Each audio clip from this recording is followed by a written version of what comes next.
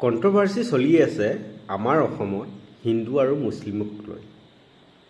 আৰু লাভ কোনে খাই আছে? বেংগলী, বিহাৰী, মাৰোৱাৰীয়ে।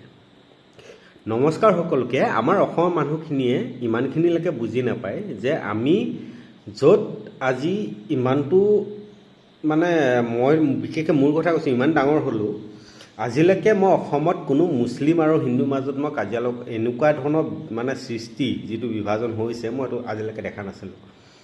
সঁচা কথা ক'বলৈ গ'লে আজি কিয় এইটো হৈছে, কাৰ কাৰণে হৈছে মই সেইটো নাজানো, আৰু জানো যদিও মই নকওঁ, কাৰণ কেলৈ আমাৰ অসমৰ মানুহক বুজাই লাভ নাই।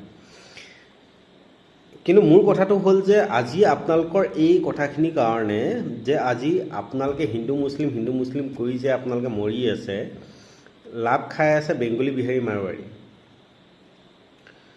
কিন্তু আজি হয়তো মোৰ নিচিনা বহুতে আজি অসমত সৰুৰ পৰা ডাঙৰ হ'ল, হিন্দু মুছলিমৰ মাজতে ডাঙৰ হ'ল, কিন্তু তেওঁলোকৰ মনত কেতিয়াও শেষাৰ কথা অহা নাছিলে।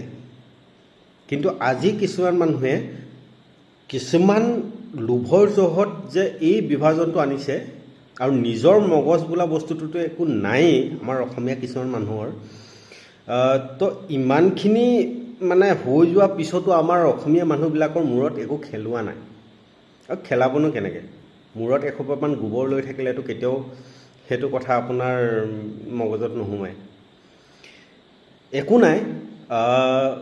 চাওক, এটা কথা মই আপোনালোকক কৈছোঁ, ফ্ৰীত পোৱা পইচা বেছিদিনে আপোনালোকে চলিব নোৱাৰে, সিমানেই ক'লোঁ আৰু।